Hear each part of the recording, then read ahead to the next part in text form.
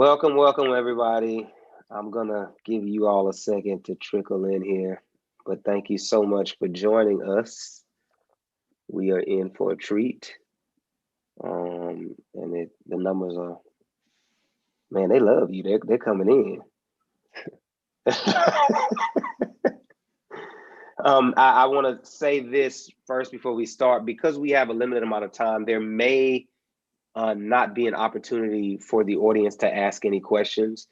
I will try to be as thorough as I can with my questions, and if the opportunity arises, I will just say, hey, we have time for one question, and whoever can get to the Q&A function fast enough and drop that question in, that's the question that I will ask, FYI. But again, welcome. Thank you so much for being here with us. I am Yaki Smith, Associate Professor of Film and Associate Dean of Diversity, Equity, and Inclusion, obviously at UT Austin and Moody College of Communication. And I am just thrilled to be here today to have a brief conversation with my brother in film, Mr. Shaka King, who I have known for a few years now and whose work I have always loved. And so I am just really honored to have the opportunity to talk to him about his new film. And before we get there, I just want to plug one other thing. We're going to have a talk tomorrow from 5:30 to 6:30 with Haley Garima and Charles Burnett. We're going to be talking about the LA Rebellion.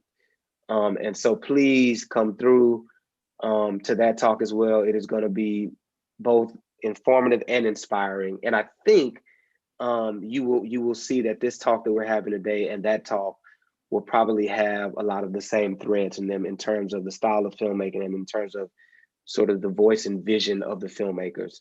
So please show up. We just had the link put into the chat, so sign up for that.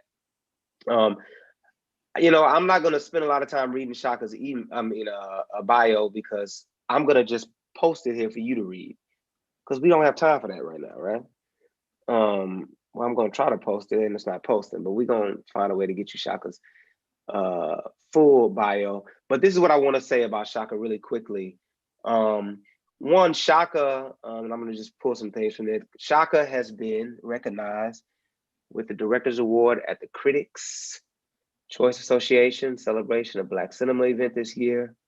In 2020, he was selected as one of Variety's 10 screenwriters to watch. He was also recently nominated for a WGA award on behalf of his film, Judas and the Black Messiah, which we'll be talking about. Shaka is also directed for television. He has directed episodes of Shrill, Random Acts of Flyness, People of Earth, and High Maintenance. And he also won the Someone to Watch Award for his feature film Newlyweds from the Sundance Film Festival in 2013. And I suspect that you will be hearing a lot more from him in the near future. Shaka, thank you so much for being here with me, man. It's an honor to have you. Thank you. Thanks for having me, Jackie. Since we don't have a lot of time, I just want to jump right into Judas. And my first question has to do with point of view, right? I think one of the most interesting things about it is that we immediately realize that this is not going to be a Fred Hampton biopic, right? But that what you have decided is that you're going to, in some ways, take a crime thriller almost like a genre film, and set it in the world of the Panthers. And I'm curious to know why you chose that approach. I mean, it was baked in the idea when it was brought to me by the Lucas brothers in 2016. They came to me and they said, we want to make a movie about Fred Hampton and William O'Neill that we envision as the departed set inside the world of COINTELPRO. And so I immediately recognized that that was the only way you get a movie about Fred Hampton and the Illinois chapter and just these ideas out, into the public whatsoever. But furthermore, it was an opportunity to get all that stuff to a wide audience. Okay. And when the Lucas brothers approached you with the idea, was it something that, you immediately said, yeah, I have to do this, I'm really excited about it? Did you have to do a lot of research on Fred Hampton? How much did you know about him? And what again made you decide that this was going to be your next film? Immediately I heard of the idea and I was like, this is the best pitch I've ever heard. And you know, they didn't know this, but I'd for years wanted to direct a crime drama. And I'd actually had a TV idea, you know, limited series, I guess you could call it, crime idea that I'd been pitching, and I pitched the networks right after, you know, I finished Sundance with Newlyweds, and they'd all passed because they were like, you know, what makes you think you can make this? Like, this is a good idea, but we don't know for sure that you're the person in the helmet, because I was kind of in that comedy box. So, yeah, it instantly resonated with me. Okay. And another interesting thing about it, and obviously the title tells us this, right? Judas and the Black Messiah, right? That we're going to probably be seeing a film told from two point of views, right? And so in some ways, we're seeing both a film that shows us some of the inner workings of the Panthers, but for the most part, we're kind of seeing it from two point of views. One, from the point of view of Deborah Johnson, right? And that's sort of how we're learning about Fred Hampton, and we'll talk about that more in a second. But also, we're seeing it from the point of view of William O'Neill, right? Who the FBI used to infiltrate the Panthers. And as you're thinking about the script, how do you walk that sort of delicate balance between how much O'Neill are we going to show and then how much Panther are we going to actually show? You're working that, for me, in our case, we were working on that through post. You know, it was something that it was a struggle, honestly, from the very beginning, because you not only, you know, so you look at the world, right? And first you have this genre movie that you know, essentially sold to the public, right? And that you're using to get people interested in this idea if they're not already, you know, and many people haven't, you know, never even heard of Fred Hampton up until this movie came out. But then simultaneously, you also have to satisfy the desires of the folks who've been waiting for a Fred Hampton movie their entire lives. And, you know, not only are you balancing those two tones, but you also have two incredible actors and performers in, you know, Daniel and Lakeith. And so you also have to balance that as well. It's like, one of the references for the film was Heat, because like The Departed, you know, it's a movie with two leads, essentially, who don't have many scenes where they interact one on one or at all. And so you're making a movie in those two films. You're not really making a movie about betrayal.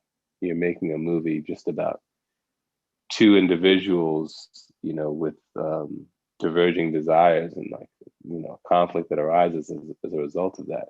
Whereas in our film, you're making a movie about a betrayal that takes place between two people who aren't really friends, who don't have a real relationship. And so a lot of manipulation is required to pull that kind of trick on an audience. Yeah, and you know, I was listening to you on the Breakfast Club, and you said something I thought was interesting. You said there are probably more. Well, you didn't say probably. You said there are more William O'Neills in the world than there are Fred Hamptons, right? And the reason I even bring that up is because I'm wondering, as you're writing this, and obviously, as you said, you're dealing sort of with the delicate balance of point of view throughout post, but as you're writing a story about somebody who, you know, he seemingly had Fred Hampton killed, right? Um, how do you decide how much of his humanity? And I don't think I'm asking the question correctly, but it's like you humanize him in a way. Was that ever a struggle for you, that I'm in some ways humanizing someone who in some ways brought down, right? Well, I mean, I think it was very hard for us initially because I think it took like 6 drafts before we stopped calling him a sociopath. Okay. Because that doesn't, when you do that, then you can't really write a character that, you know, not only an audience can really dig into and sink their teeth into, but that they can see themselves in, which is ultimately what you want to do, especially if you're making a movie that you consider a cautionary tale, which we did this. And so, I think it's not so much you're talking about humanizing him as much as you're looking to give some kind of context to his behavior. And it's subtle, it's not like we go into his backstory, like, this is, it's not like he needed to raise money for his mother's surgery. You know what I'm saying? Not only do we not put that because we didn't know what his backstory, which no one could, it's impossible to sort of track down what this guy's life was like. But also, we wanted to be careful not to humanize him too much, not to give him some kind of excuse. He is in many ways a victim, not just due to the fact that he's manipulated by the FBI, but I would argue that he was a victim of capitalism from the time he was born, and told to want a lifestyle that he could not possibly achieve in 1968, 69 as a Black man in Chicago. 17-year-old Black man in Chicago. He couldn't achieve the lifestyle that was laid in front of him, that was laid forth like, you should desire this, without obviously going through larcenous methodologies, you know what I mean? And so I think he's a victim in that way. And so we just wanted to give a sense of that. And I think it allows you as a viewer to, whether, even if it's subconsciously, to interrogate whether you have any behaviors like this in you. And it's also interesting too, talking about this whole notion of, giving him some humanity, right? I'll just leave it there. And I think there are three moments in the film that I wanted to ask about, and it has to do with O'Neill. And there's three. The first is, there's the moment where Fred Hampton is released, right?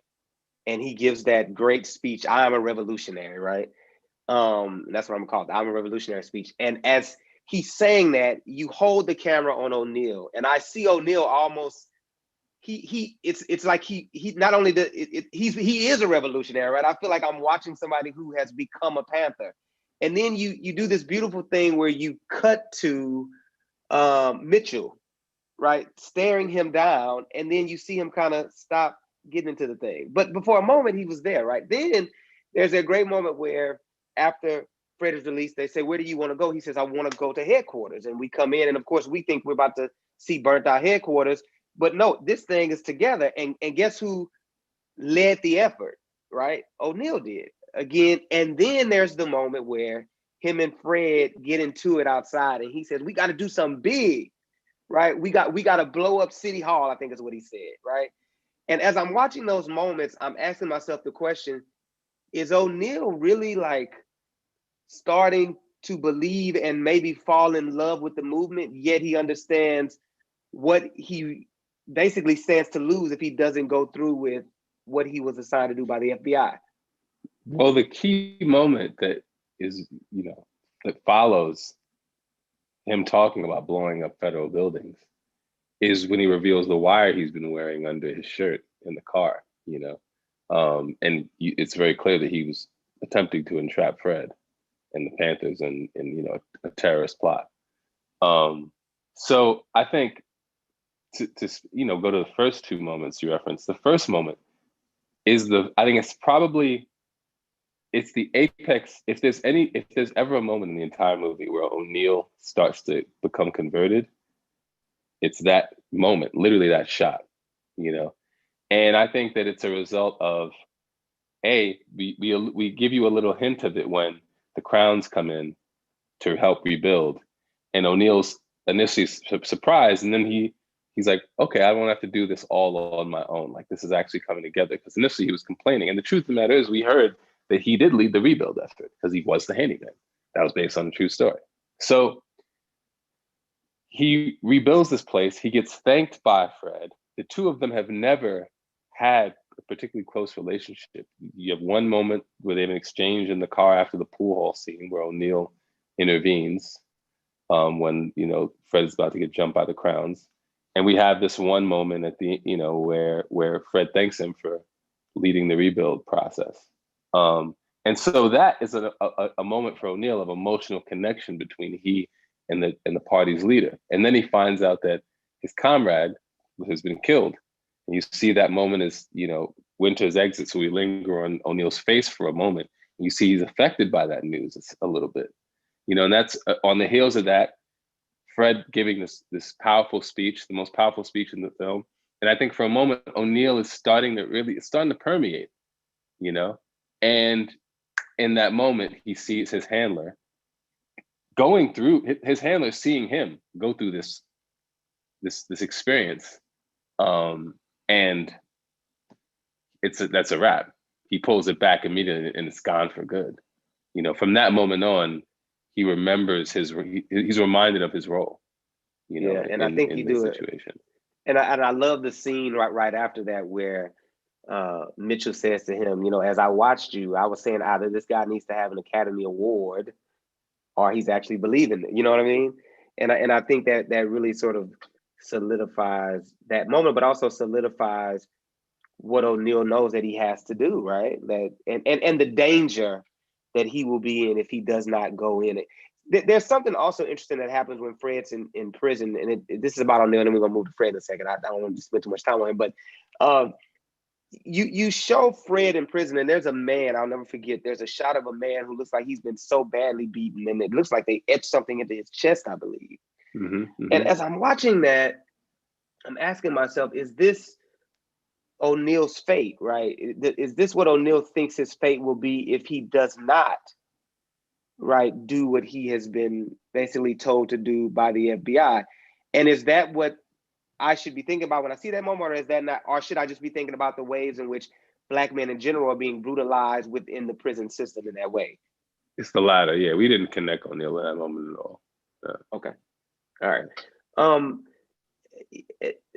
The next thing I want to ask about it kind of goes to a question that was just asked about casting. We were talking about this before. I think Daniel Kaluuya gives probably one of the best performances I've seen in a very long while. As I said to you, it reminds me of what Denzel did with Malcolm X. It also is in, I think, direct conversation in terms of its bravado with what, and it's fully merging into the sort of body and soul of another character, what Andra Day did with Billie Holiday this year. And I'm curious to know, where does he come into this? Are you looking for him immediately? Does he walk into a room to audition? How does Daniel Kaluuya get involved in this project? I wrote it for him. I myself and Will Burson, we wrote it for Daniel, Lakeith, Dominique, and Jesse. And I got it to him through Ryan. They were in the middle of Black Panther reshoots, and Ryan, told Daniel that we wanted to cast him in this role. And then Daniel and I sat down in New York a few weeks afterward and talked for a few hours, and then he read the script and he was in. What was it about Daniel, though, that made you say he can do this? Like he can embody Fred Hampton? I don't know. That's the thing. I just have I've always felt pretty good at casting roles and seeing. I can't write anything until I see an actor in the role. I can't write the thing. I need to see the actor. And I just was going through it, and who do I see? I saw him and I said, yeah, he's the guy. I just saw it. I was like, he's definitely the guy. And then I sat down with him, and he had a number of qualities that just dovetail with things I'd read and heard about Fred Hampton. This mix of gravitas and maturity and youthful charisma that time and time again I heard Fred Hampton described that way. And so, yeah, once I sat down with Daniel in New York that day, that became very apparent to me. And it just confirmed what my spirit already knew, which was that he was the only one. Yeah, he was amazing, and so is Dominique, who I think is equally amazing, and she brings something so special. And seeing them on screen together, it really draws you into the narrative. And in terms of that, I want to ask a question about not Dominique per se, but the character that she's playing. Because if we've studied the Panthers, and I hope people on this call have, we know that, you know, they had more women, right, members than they had men. Yet a lot of times we know about three of those women: Angela Davis, Kathleen Cleaver, and Asada Shakur, right? We don't really know anything about the other women who were instrumental in helping move the movement forward. Yet you did something interesting, right? I feel like every time I'm learning something about Fred, I'm learning a lot about it through Deborah, which means that in some ways you're centering the women in the story that they have, for the most part, historically been sent to the margins of, right? And I'll say the same thing about, and I can't think of her name right now, but she's like the main Judy sister there, Harmon. Judy right? Harmon. The same thing about her. It's like you see her having an active role, right? I love the moment where she basically is the one interrogating O'Neill in that car. You better hotwire this car, we're gonna blow you away, right? But the question in that is, what made you decide to do that? You know, because a lot of people wouldn't do that. They wouldn't center the women in the way that you did. And why was that important to you? Well, I don't even feel like we did an adequate job, quite frankly. I think you did Because better they're than just, most. I feel like I mean, that. we just did the best we could because we didn't have the real estate to, you know, the truth of the matter is that as far as I know, there were no women in the security cadre in Illinois. And so when we decided to, because many of the initial drafts, this was much more of an ensemble film, more like Battle of Algiers. And so we had a lot of, you know, a lot more roles for women that were quite beefy and substantial. And as we started to cut just a bunch of characters, including, you know, I mean, Mayor Richard Daley, State's Attorney Edward Hanrahan, major figures in the assassination that we had to remove. I found that we were just had a dearth of powerful women in the movie. You know, at one point it was only Dominique Fishback's character, Deborah Johnson. So I was like, first of all, we need to just like find another powerful woman. And so we basically took two security cadre members who had big roles in the movie and combined them to form Judy Harmon and rewrote the character.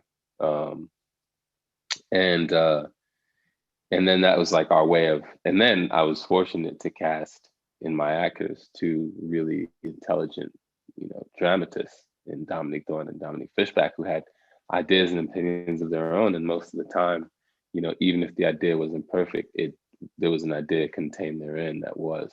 And so they played a major role in just making those characters whole. Yeah, and I think for me, just even on second view, and I appreciated that more because I feel like their voices were elevated, right? Yeah, In a way that you don't see those voices ever given real agency in any movies about Black revolution, you know. And thank so I you, think you did a good job, right? thank you, thank you. You mentioned Ryan Coogler earlier, Mm-hmm. and I just want to know very briefly, how does Ryan get involved in this project? We've been friends since Sundance 2013, and he and, you know, his wife and producing partner Zinzi Kugler were in my backyard. We were all hanging out with my parents, and he asked me what I was working on. I told him about it, and you know, I saw that interest in his eyes, you know, and then he and Zinzi kind of talked about it. I mean, even we all talked about it, and you know, weeks later, like months later, whenever we finished the script, I reached out to him, and he was like, "Yeah, I've been thinking about it, man. I can't wait to read it." And he read it, and he came on. And this is for my filmmakers. I do have a question. Does the film get made without Ryan being attached? And the reason I say that, okay, I don't even have to preface it with anything. You get it, Not right? even close. Not even close. Not even close. And I think that the only reason But that not just for the reasons, not just for the reasons you think. okay. You know, it's not just because of the success of Black Panther and Warner Brothers and studios willing to take a meeting because he was so hot. It was also because that is part of it, but it's also the fact that he, you know, Chairman Fred Hampton Jr. will tell you there were a lot of people who over the years tried to make a movie about Fred Hampton. And I think one of the reasons why he increasingly got comfortable moving forward with us over the year and a half of conversations we had was because he could see just, Ryan's a great guy. He's a good brother, you know what I mean? And his intentions are clear, and this is integrity. You get a sense of that guy's integrity very soon after you encounter him.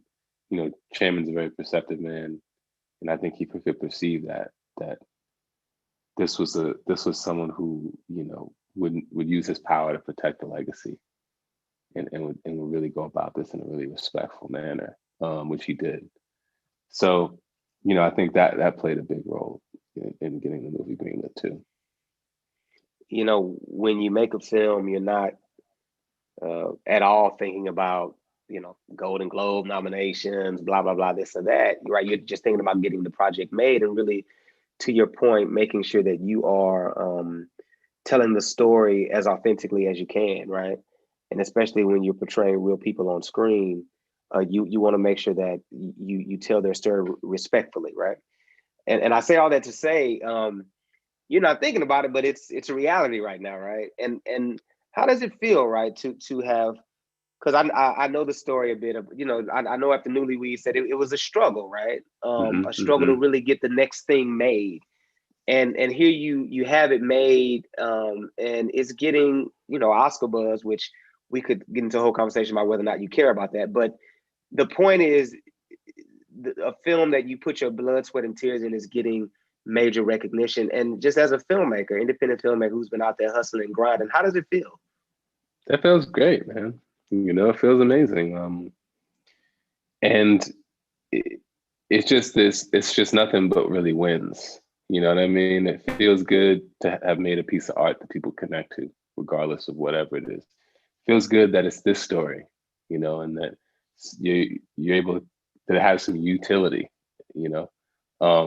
It's good that a lot of the people, not all the people, but a lot of the people who, went through this history and hold it close to them, approve of the movie, and they're happy with the movie, and they're proud of the movie, and they're glad it exists. These are all good things. And so I'm thankful. That's awesome. It's interesting. We're having a symposium in the college in a few weeks, and it's called Vantage Points. Is this Black media renaissance real?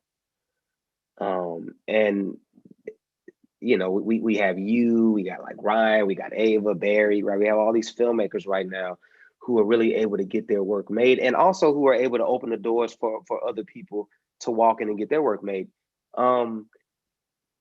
Is this a renaissance?